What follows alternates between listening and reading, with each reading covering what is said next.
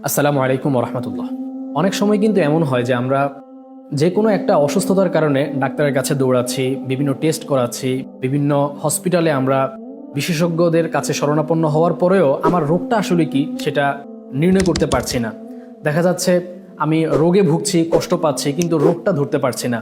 মূলত এই ধরনের যেই রোগগুলো আছে এগুলোকে আমরা অনেক সময় দেখি যে জিনের সমস্যা, অনেক সময় তাবিজ কবজের কারণে এই ধরনের সমস্যা হতে পারে, অনেক সময় বদনজরের কারণে হতে পারে। যেই সমস্যাগুলো আসলে জাগতিক যেই চিকিৎসা পদ্ধতি আছে এর মাধ্যমে নির্ণয় করাটা সম্ভব হয় না। কিন্তু এই ধরনের রোগ যে আছে এটা কিন্তু সত্য। একজন মুসলিম হিসেবে আমাদের এইটার উপর ঈমান রাখতে হবে, যেহেতু হাদিসে এসেছে আল আইনু হাক্কুন, বা বদনজর সত্য। এমনকি জিনের নানান ধরনের উপদ্রবের ব্যাপারটাও আমাদের ইসলামে স্বীকৃত একটি বিষয়। তো এই জাতীয় যেই রোগগুলো আছে এগুলো সম্পর্কে যদি আমরা বিস্তারিত জানতে চাই, বা যারা এই ধরনের অসুস্থতায় আক্রান্ত, এই ধরনের মুসিবতে আমরা যারা আছি, আমরা জানি যে আমাদের জীবনটা কত দুর্বিষহ হয়ে গিয়েছে এই বিষয়গুলোর কারণে, তারা কিন্তু চাইলে ঘরে বসেই এই রোগগুলোকে নির্ণয় করা এবং এই সমস্যাগুলো থেকে কিভাবে আমরা উত্তরণ পেতে পারি সেটাও জেনে নিতে পারি।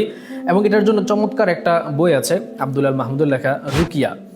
রুকিয়া এটা সুন্নাহসম্মত হাদিসে বর্ণিত চিকিৎসা পদ্ধতি, যেটা মূলত বদনজরের কারণে জিন ঘটিত যে সমস্যাগুলো আছে বা তাবিজের কারণে যেই সমস্যাগুলো তৈরি হয় একজন মানুষের জীবনে, সেই রোগগুলো থেকে আমরা কিভাবে মুক্তি পেতে পারি, কোন কোন চিকিৎসা পদ্ধতিগুলো অবলম্বন করতে পারি, এই ব্যাপারটাই তুলে ধরা হয়েছে রুকিয়া এই বইয়ের মধ্যে।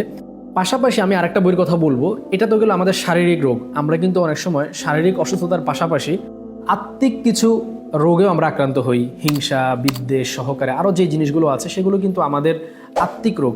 এই ধরনের যত রকমের আত্মিক রোগ আছে সেগুলোকে নির্ণয় করা এবং এগুলোর চিকিৎসা পদ্ধতি কি হতে পারে সেই বিষয়গুলো তুলে ধরা হয়েছে ইমাম ইবনুল কাইয়িম রাহিমাহুল্লাহর আত্মার ওষুধ এই বইটির মধ্যে।